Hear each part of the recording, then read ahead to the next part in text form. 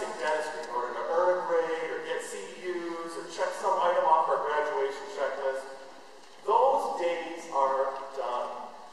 We got into this profession because deep down we all seek the personal and professional satisfaction of helping other people. What an honor that from now on that's exactly what we get to do. Another classmate, Barbara Zickgrass, where's Barbara? We'll get back proudly. She wrote on the subject of lifelong learning. She said, as I think about a career in dentistry, I am most excited about the variety of options that it has to offer. All of the doctors I worked with for demonstrated that it is a learning process that will continue throughout my career because it's an evolving profession that requires continuous education.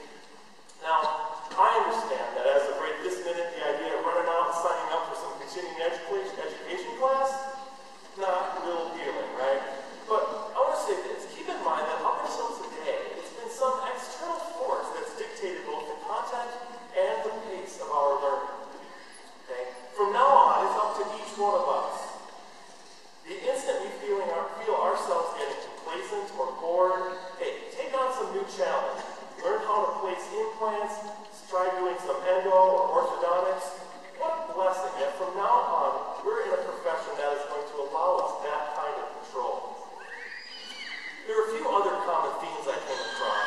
Crystal Amore wrote in her essay, I'm choosing a career in dentistry because it combines several of my interests, community service, art, and science, and will allow me to have a major impact on the vitality of my local community. Others talked about working with their hands, having a desire to be self-employed and run your own business.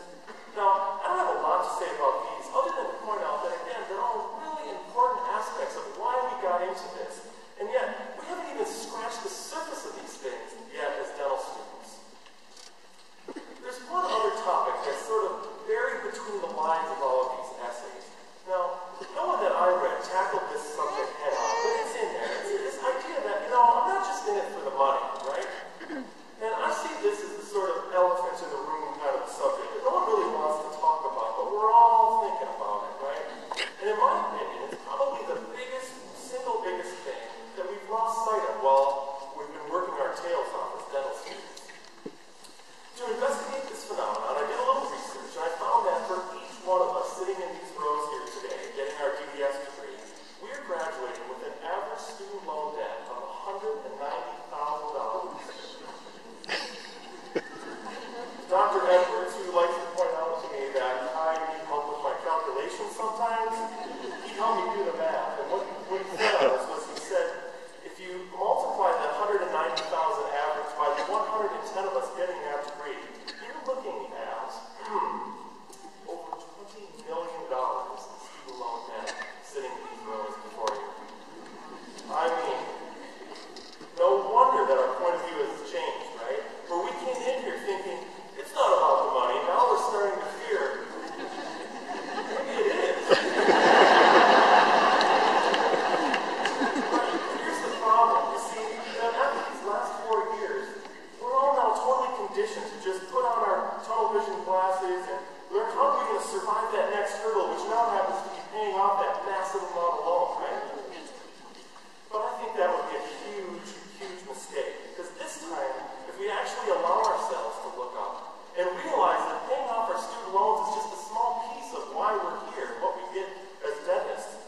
Unlike before, this time we're not going to freak out. Have any of you heard of a recent graduate, for example, saying something like, hey, making payments on my student loans is just unbearable? Never. You never hear that. Instead, when you talk to dentists, what you hear them saying is things like, this profession has been so good to me, and I've earned such a good living that I feel a need to give back to it. Volunteering in community clinics, doing mission dentistry maybe abroad, teaching in dental schools, maybe seeing Medicaid patients, making time for those things. I mean, we'll all develop our own way of going about it. But I hope that someday soon, sooner than later, we can return to the same point of view that we once had at the start. The last big picture concept that I think we've really lost sight of since the early days is that of gratitude. I want each of you to think back to that moment when you got a phone call or that letter with an offer of admission from the University of Michigan. experiences any